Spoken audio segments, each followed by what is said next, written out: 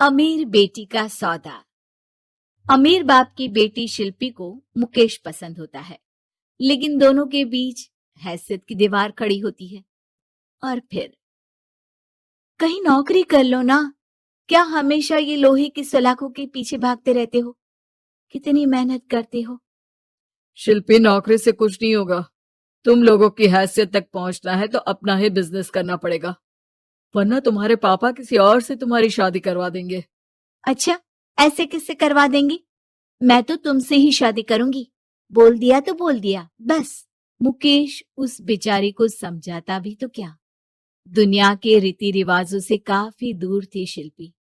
भले ही बड़े बाप की बेटी, लेकिन सादगी इतनी कि क्या कहना।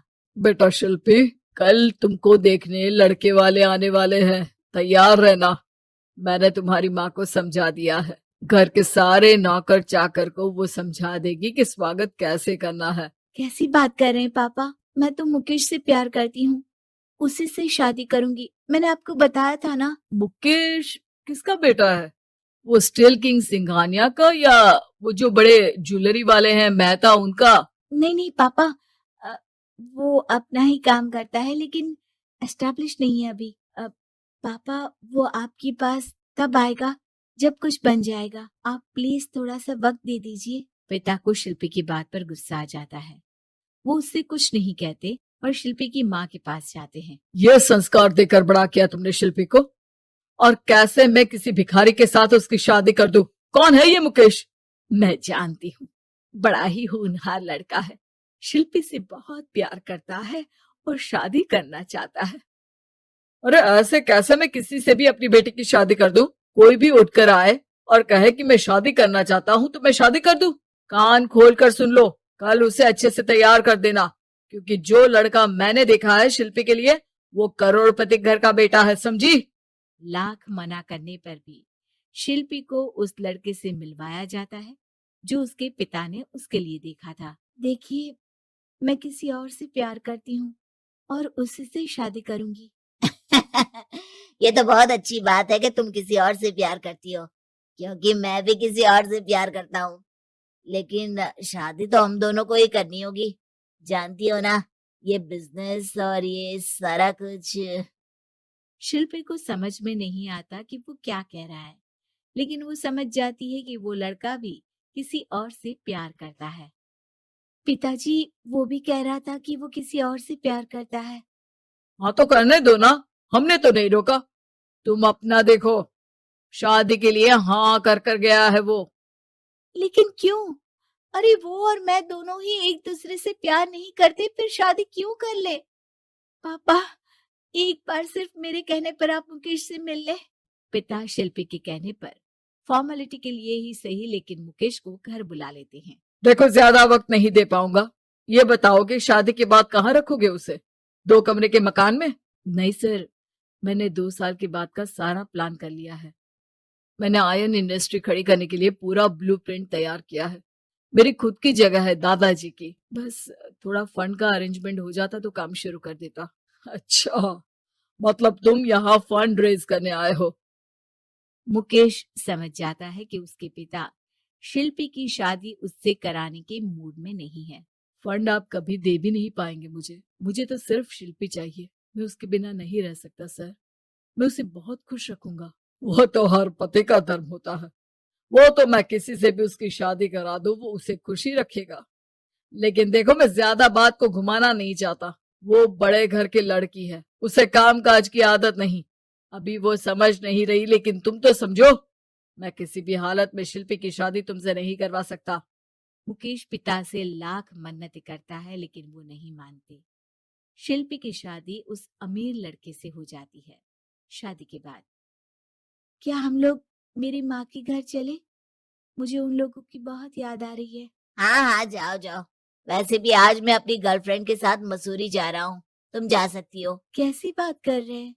अब हम लोगों की शादी हो गई है, आप कैसे किसी और लड़की के साथ जा सकते हैं? अरे मैंने तो तुम्हें शादी के पहले ही बता दिया था कि मेरी कुछ गर्लफ्रेंड्स है। अब प्लीज ये टिपिकल बीवी वाला रोना धोना शुरू मत कर देना। शिल्पी पिता के घर जाती है और माता पिता को सारी बात बता देती है। इतना गंदा इंसान निकलेगा, मैंने तो सोचा ही नहीं था। अरे क्यों कराई मेरी फूल जैसी बेटी की शादी ऐसे घर में। और तो क्या हो गया, शुरू शुरू में हर घर में ऐसा होता है, धीरे धीरे ठीक हो जाएगा। और वैसे भी उन लोगों के साथ हम लोगों की एक बड़ी डील फाइनल हुई है, समझी। उन लोगों से रिश्ता बनाकर रखो, तभी पैसों की बारिश होगी। पापा, अब समझ में आया कि आपने मेरे साथ ऐसा क्यों किया। मुकेश आपके सामने गिड़गिड़ा कर गया कि वो मुझे बहुत खुश रखेगा, लेकिन आपने मेरी शादी एक ऐसे लड़के से करा दी जो किसी और लड़की से प्यार करता है और शादी सिर्फ समझौते के लिए कर रहा है। पापा, मैं जा रही हूँ, लेकिन इस घर में कभी पैर भी नहीं रखूंगी। आपने मुझे सामान की तरह इस्तेमाल किया। माँ शिल्पी को बहुत रोकती है, लेकिन वो एक नहीं सुनती। कुछ समय बाद, शिल्पी, मुझे नहीं लग रहा कि अब हम दोनों के बीच ये शादी और रह पाएगी।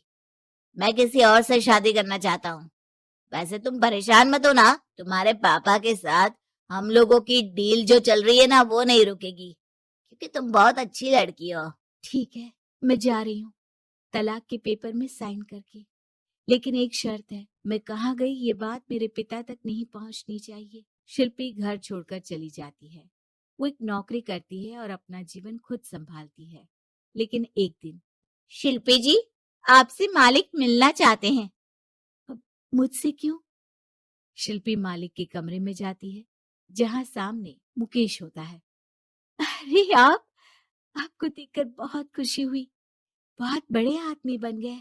थैंक्स, पर तुम्हें नौकरी करने की क्या जरूरत पड़ गई? मैंने तो सोचा भी नहीं था कि तुम मेरी शिल्पी होगी। तभी वहां शिल्पी के पिता आ जाते हैं।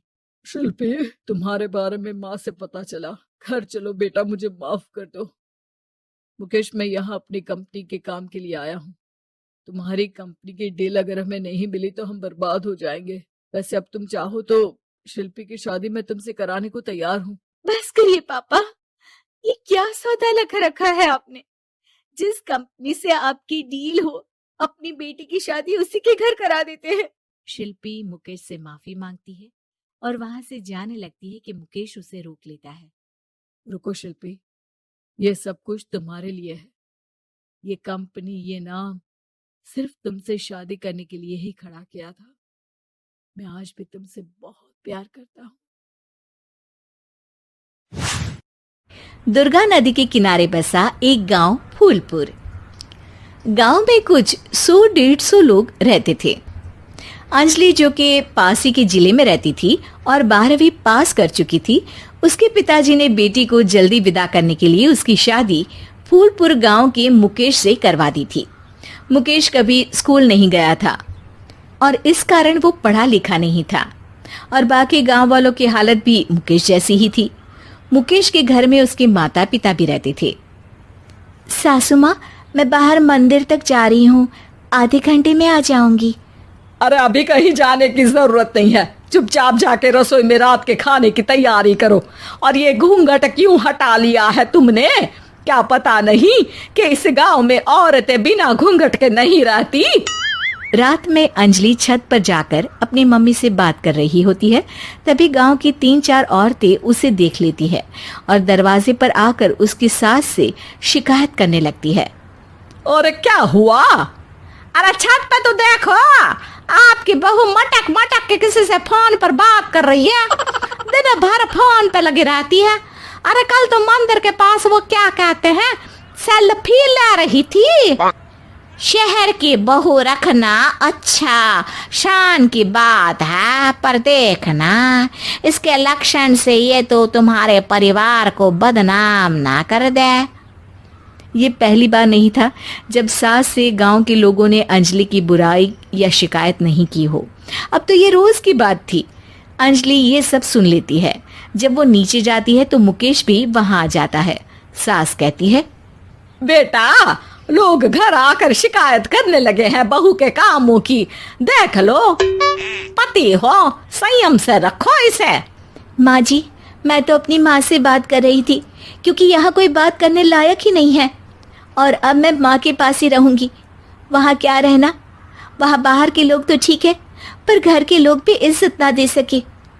अरे नहीं नहीं अंजलि, ऐसा नहीं है, धीरे धीरे सब ठीक हो जाएगा, तुम फिक्र ना करो। अरे बस कुछ बोलना ही नहीं है, सर पे चढ़ा रखा है बहू को। सास मुकेश की नरम बात सुन के वहां से मुंह चढ़ाकर चली जाती है। मैं तो कहती हूँ हम दोनों शहर चले जाते हैं। मैं पढ़ी लिखी हूँ, मुझे वहां नौकरी भी मिल जाएगी और थोड़े दिनों में आप भी वहां कुछ काम ढूंढ लेना। अरे नहीं नहीं अंजलि, हम यहाँ ना गांव का खेत, माँ पिताजी को छोड़कर शहर नहीं जा सकते। माँ पिताजी को कैसा लगेगा और गांव वाले क्या सोचेंगे। ये कहकर मुकेश सोने चला जाता है और अंजलि की गांव वालों द्वारा बुराई का सिलसिला बहुत दिनों तक चलता ही रहता है। लेकिन अंजलि गुस्सा ना दिखाते हुए समझदारी से काम लेती है। बारिश का मौसम चालू हो जाता है। जोरदार बारिश से पूरे गांव में हाहाकार मच जाता है। दुर्गा नदी में बाढ़ आ जाती है और बाढ़ का पानी पूरे गांव की फसल तबाह कर देता है। फसल की ये हालत देखकर गांव वाले निराश हो जाते हैं और बात तो यहाँ तक पहुँच जाती है कि कुछ लोग तो अंजलि को इस सब का दोषी ठहरा देते हैं। अरे पूरी फसल तबाह हो गई, पता नहीं किसकी नजर लग गई है। अरे जब से चौधरी परिवार में ये शहर की बहू आई है ना, तब से ही गांव की शांति चली गई है। इसके कर्म कांड से माँ दुर्गा नदी भी खुश नहीं है। ये सब सुनकर बेचारी अंजलि रोते हुए अपने घर चली जाती है। कुछ दिन बाद सभी गांव वाले अपनी फसल का मुआवजा लेकर अपने अपने घर आते हैं। मुकेश भी 1500 लेकर आता है। अंजलि को जब पासबुक दिखाता है तो अंजलि हैरान हो जाती है। अरे ये पासबुक में तो उन्होंने 4000 की एंट्री करी है और आपको सिर्फ 1500 दिए। सच में? अरे वो सरकारी अफसर आपको बेवकूफ बना रहे हैं। सरकार की तरफ से हमें 4000 मिले हैं, लेकिन बाकी का सारा पैसा खुद ही खा रहे हैं। आप लोग के अनपढ़ होने का फायदा उठा रहे हैं। ये सब सुनकर मुकेश परेशान हो जाता है, लेकिन अंजलि उसे हिम्मत से काम लेने को कहती है और सुबह होते ही मुकेश को पंचायत कार्यालय ले जाती है और साथ में गांव के और लोगों को भी। आप सरकारी बाबू क्या गांव के लोगों को बेवकूफ समझते हैं? आपको क्या लगता है ये पढ़े लिखे नहीं है तो आप कुछ भी मनमानी करेंगे? ये बेचारे दिन रात इतनी मेहनत करते हैं, ये हमारे अन्नदाता हैं और आप इनके साथ ऐसा धोखा करते हैं। अरे क्या बके जा रही है ये लड़की, किस धोखे की बात कर रही है? अपने कांड करके नदी माँ को नाराज करके हमारा नुकसान करके इसे चैन नहीं मिला क्या? सरपंच जी, इन सरकारी बाबू ने मुझे बेवकूफ बनाया है और मेरे हिस्से के पैसे खुद चट कर गए। बस ये सुनते ही सरपंच वहां से दुम दबाकर भाग जाता है। पता चलता है कि जनपद अधिकारियों ने गांव के सरपंच के साथ मिलकर सबके साथ धोखा किया है। सब लोगों का विरोध शुरू हो जाता है और आखिर में अधिकारी सब गांव वालों के हिस्सों के बचे हुए पैसे उन्हें लौटा देते हैं और कई दिन तक सरपंच गांव में लौटता ही नहीं। अंजलि, तुम नहीं होती तो हम गांव वालों को तो पता ही नहीं चलता कि ये हमें हर बार बेवकूफ बनाते हैं। हाँ अंजलि बेटी, हमें माफ कर दो। हम सब तुम्हें बुरा भला कहते रहे, लेकिन तुमने ही आज हमें बेवकूफ बनाने से बचाया है। हमें तुम पर गर्व है बेटी। अब समझ आया कि सरपंच तुमसे नहीं, तुम्हारे पढ़े लिखे होने से नफरत करता था। क्यों ना इस बार हम अंजलि को ही सरपंच पद के लिए चुन ले? क्या कहते हो गांव वालों? पढ़ी लिखी सरपंच। बस पूरा गांव अंजलि के लिए ताली बजाता है और अंजलि की सास उसे खुशी से गले लगा लेती है।